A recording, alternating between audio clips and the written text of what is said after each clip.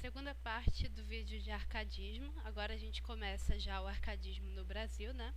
No Brasil, a gente pode dividir a produção arcade entre poesia lírica, que é aquela que fala de sentimentos, de amor, tem um pouco de filosofia, poesia satírica, que é a que faz uma crítica social, e poesia épica. A gente teve poesia épica também no arcadismo, aí de acordo com os moldes clássicos, que é uma influência do arcadismo, nessa retomada dos valores clássicos. Bom, o poeta que começou o nosso arcadismo foi o Cláudio Manuel da Costa. Inaugurou aí em 1768 com Obras Poéticas, que é uma obra, apesar de arcade, ele não estava vinculado a uma Arcádia, né? Ele estava vinculado à escola mineira, que era uma Arcádia bem menor, não era tão rígida. Por isso o Cláudio Manuel da Costa é mais clássico do que arcade, aí com alguma influência do Camões. Mas ele que influenciou os poetas nitidamente arcades, como o Tomás Antônio Gonzaga, por exemplo. Ele tinha dois pseudônimos. O primeiro, Doroteu, foi dado pelo Tomás Antônio Gonzaga, numa poesia satírica de que a gente vai falar depois, e Glouceste Saturnio era o pseudônimo que ele usava nas suas produções poéticas. Vamos ver um exemplo aqui. Estes os olhos são da minha amada. É um soneto também, como era comum na época, né? Dificilmente alguém foge do soneto aqui no Brasil, nessa época. Estes os olhos são da minha amada, que belos, que gentis e que formosos. Não são para os mortais tão preciosos os doces frutos da estação dourada. Por eles a alegria derramada tornam-se os campos de prazer gostosos. Em zéfiros suaves e mimosos, toda esta região se vê banhada. Vinde, olhos belos, vinde, e enfim, trazendo do rosto de meu bem as prendas belas, dai alívios ao mal, que estou gemendo. Mas delírio meu, que me atropelas, os olhos que eu cuidei que estava vendo, eram, quem crera tal, 2 estrelas.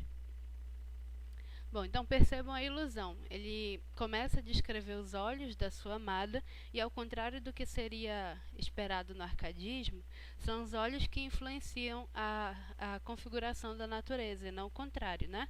Como esses olhos são belos, gentis e formosos, tudo parece muito mais bonito, a natureza parece melhor por causa desses olhos, né? Os campos de prazer gostosos, os zéfiros, ventos suaves e mimosos, tudo mais. Então percebam que é o contrário aí que acontece. Só que na terceira estrofe a gente percebe que este lírico estava sofrendo, sabe Deus por que motivo, né? Dai alívios ao mal que estou gemendo. Os olhos que são uma espécie de consolo para ele.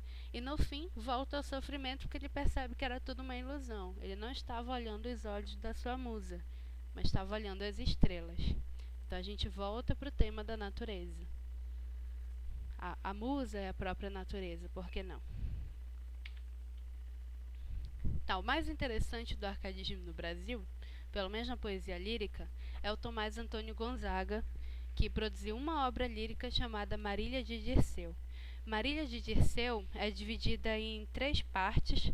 A primeira parte foi produzida em 1792, a segunda em 1799 e a terceira, que alguns críticos consideram que não tem exatamente 3 partes, em 1812. O Tomás Antônio Gonzaga participou da Inconfidência Mineira e acabou sendo degradado para Moçambique. Imagina que era Moçambique no século XVIII. Por isso a primeira parte de Marília de Dirceu ela é mais tranquila, ela é mais arcade, vamos dizer assim. É o momento do encontro amoroso, das declarações de amor. Até a Marília é diferente nas 3 partes. Na primeira parte ela é loira, de acordo com aquele modelo clássico, né, europeu. Ela é loira, tranquila, ela não causa sofrimento ao poeta. E o poeta fala mais dele mesmo do que da própria Marília. Né? Alguns acham que a obra deveria se chamar Dirceu de Marília, não o contrário. Nessa obra, Tomás Antônio Gonzaga assume o pseudônimo de Dirceu. Critilo o seu pseudônimo numa obra satírica, tá? Que é Cartas Chilenas, de que a gente vai falar depois. E Marília, assim como Bocage, é a sua musa. Na segunda e na terceira parte, a obra ganha um tom muito mais melancólico, porque corresponde ao momento da vida em que o Gonzaga estava já presa, né? Então a Marília ganha cabelos negros, ela vira uma mulher fatal e ela causa sofrimento ao poeta porque ela não está lá com ele. Ele chega até a... tem um trecho dessa parte em que ele implora para o Amor, que é o ente mitológico, para que vá contar para Marília que ele está sofrendo muito só para ver se ela chora. Se ela chorar, é para o Amor colher uma lágrima dela e levar para ele na prisão para ele se sentir mais confortado. Ou seja, ele ia se confortar com o sofrimento da Marília, porque ele queria que ela sofresse tanto quanto ele. Vamos ver um exemplo aqui da primeira parte, com a lira 1, e depois da segunda parte com a lira 19. Lira 1. Eu, Marília, não sou algum vaqueiro que viva de guardar alheio gado, de tosco trato, de expressões grosseiro, dos frios gelos e dos sóis queimado. Tenho o próprio casal e nele assisto. Dá-me vinho, legume, fruta, azeite, das brancas ovelhinhas tiro leite, e mais as finas lãs de que me visto. Graças, Marília Bela, graças à minha estrela. Eu vi o meu semblante numa fonte, dos anos ainda não está cortado. Os pastores que habitam este monte, com tal destreza tocam a sanfoninha, que inveja até me tem o próprio Alceste. Ao som dela concerto a voz celeste, nem canto letra que não seja minha. Graças, Marília Bela, graças à minha estrela. Mas tendo tantos dotes da aventura, só a preço lhes dou, gentil pastora, depois que teu afeto me segura, que queres do que tenho ser senhora. É bom, minha Marília, é bom ser dono de um rebanho, que cubra monte e prado. Porém, gentil pastora, o teu agrado vale mais que um rebanho e mais que um trono. Graças, Marília Bela, graças à minha estrela. Então, reparem que nessa primeira lira, o eu lírico está dando uma cantada na Marília. Agora, repara como essa cantada não é nada romântica. Em vez de ele exagerar, dizer que não vive sem ela e tudo mais, como é comum no romantismo, ele faz uma declaração extremamente racional, ao gosto do arcadismo. O que ele faz para conquistar a Marília? Ele fala da sua profissão. Ele não tem gado alheio, ele tem o próprio gado. Ele tem um rebanho gigantesco. Ele tem a sua própria casa. Lá ele produz o seu próprio alimento. Ele começa a fazer uma descrição física, né? Ele viu o rosto dele numa fonte e percebeu que dos anos ainda não está cortado, ou seja, não tem muitas marcas de idade no rosto dele. Então ele faz uma série de descrições para agradar a Marília, mas são todas descrições extremamente materialistas, extremamente racionais. É assim que ele pretende conquistar ela. Ele fala que ele toca instrumentos muito bem, não canta letra alheia. Então repara como ele se faz para Marília, né? Já aqui na lira 19, da segunda parte, percebam a melancolia da coisa. Foi aquele trecho que eu falei para vocês. Ele já está preso aqui. Nesta triste masmorra, de um semivivo corpo sepultura, inda Marília, adora tua formosura. Amor na minha ideia te retrata, esse amor é o ente mitológico. Busca extremoso que eu assim resista à dor imensa, que me cerca e mata. Quando em meu mal pondero, então mais vivamente te diviso. Vejo teu rosto e escuto a tua voz em riso. Movo ligeiro para o vulto os passos. Eu beijo a tíbia luz em vez de face, e aperto sobre o peito em vão os braços. Conheço a ilusão minha. A violência da mágoa não suporto. Foge-me a vista e caio. Uma delas me traz sob as penas, não sei se vivo ou morto. Enternece esse amor de estrago tanto, reclina-me no peito e com mão terna me limpa os olhos do salgado pranto. Depois que represento por largo espaço a imagem de defunto, movo os membros, suspiro e onde estou pergunto. Conheço então que amor me tem consigo. Ergo a cabeça, que ainda mal sustento, e com doente voz assim lhe digo: se queres ser piedoso, procura o sítio em que Marília mora. Pinta-lhe o meu estrago, e vê, amor, se chora, se lágrimas verter, se a dor a arrasta, e para alívio meu só isto basta. Então aí é uma fase extremamente melancólica, até pela descrição que ele faz dele mesmo, né? Semivivo, corpo sepultura, desmaia, ele parece a imagem de defunto, ele está sofrendo pela Marília, e está sofrendo ainda mais porque ela não está lá com ele. Isso para fazer contraponto aqui com a lira 1, aqui no final, né? Porém, gentil pastor, a teu agrado vale mais que um rebanho, mais que um trono. O que valia mais para ele era a presença da Marília. Então ele não está sofrendo só porque ele está preso, mas porque ele está privado ali da companhia dela. Aí é quase uma visão romântica. Bom, continuando na poesia lírica, outro poeta menor é o Silva Alvarenga, que tem uma única obra Árcade chamada Glaura, que é também a musa dele, né? O pseudônimo do Silva Alvarenga é Alcindo Palmireno. Diferente dos outros poetas, ele não era muito fã do soneto, escrevia mais em rondós e madrigais. Aí eu coloco para vocês um exemplo do Madrigal 3, de Glaura, que é Voai Suspiros Tristes. Para a época, essa obra foi considerada erótica, tá? Mas não tem nada a ver com o nosso erotismo de hoje em dia. É só porque ele costuma destacar, vez ou outra, partes do corpo da Glaura. Nada demais. Vamos ver um exemplo aqui.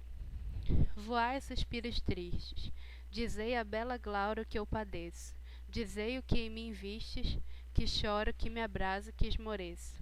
Levai em roxas flores convertidos, lagrimosos gemidos que me ouvistes. Voai, suspiros tristes, levai minha saudade, e se amor ou piedade vos mereço, dizei a bela Glaura que eu padeço. Aí ele está retratando o seu sofrimento para Glaura. Também não é comum para o arcadismo essa subjetividade toda. Isso a gente encontra também no Alvarenga Peixoto. As principais obras do Alvarenga Peixoto são Stella e Nise, que são duas musas famosas dele, né? Mas a outra musa também é a Bárbara Eliodora, que deu nome a uma obra que, por sinal, era a esposa dele. Tem também Maria Ifigênia, que era o nome da sua filha, e Elvinha Linda Jônia. O pseudônimo do Alvarenga Peixoto era Eureste Feniz. Aqui eu destaco um trecho do soneto para Maria Ifigênia, que a gente percebe uma espécie de paganismo clássico com religiosidade. Isso é muito comum que aconteça num poema do Alvarenga Peixoto. Vamos ver a fusão que ele faz aí. Amada filha, é já chegado o dia em que a luz da razão, qual tocha acesa, vem conduzir a simples natureza. É hoje que teu mundo principia. A mão que te gerou, teus passos de guia, despreza ofertas de uma vã beleza e sacrifica as honras e a riqueza, as santas leis do Filho de Maria. Estampa na tua alma a caridade, que amar a Deus, amar aos semelhantes, são eternos preceitos de verdade. Tudo mais são ideias delirantes. Procura ser feliz na eternidade, que o mundo são brevíssimos instantes. Então reparem como a luz da razão, que é uma imagem puramente Árcade, é misturada aí com a religiosidade na figura do Filho de Maria, né?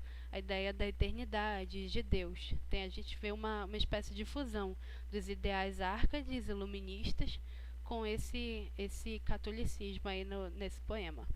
Uma outra característica árcade está lá na última estrofe. Tudo mais são ideias delirantes, procura ser feliz na eternidade, que o mundo são brevíssimos instantes. Isso aí é um clichê árcade chamado de carpe diem, que a gente já viu antes. A ideia de aproveitar a vida enquanto é tempo, né? O último poeta lírico é o Domingos Caldas Barbosa. Seu pseudônimo era Lereno e a musa Viola. Aí ele escreveu uma obra chamada Viola de Lereno para fazer par com a Marília de Dirceu. É um poema até que parece romântico, não Árcade, né? Eu destaquei aqui o Vou Morrendo Devagar, que é um poema bem grande, destaquei só uma parte. Vamos ler. Aqui, a Viola representa aquela mulher fatal, cruel, que gosta de ver o homem sofrendo de amor, né? Ela nega esse amor e como ele não é concretizado, o homem sofre. Vamos ver. Eu sei, cruel, que tu gostas, sim, gostas de me matar. Morro e por dar-te mais gosto vou morrendo devagar. Eu gosto morrer por ti, tu gostas ver-me expirar. Como isto é morte de gosto, vou morrendo devagar. Amor nos uniu em vida, na morte nos quer juntar. Eu, para ver como morres, vou morrendo devagar. Perder a vida é perder-te, não tenho que me apressar. Como te perco morrendo, vou morrendo devagar. O veneno do ciúme já principia a lavrar. A morte, enfim, vem prender-me, já não lhe posso escapar. Entre pungentes suspeitas, vou morrendo devagar.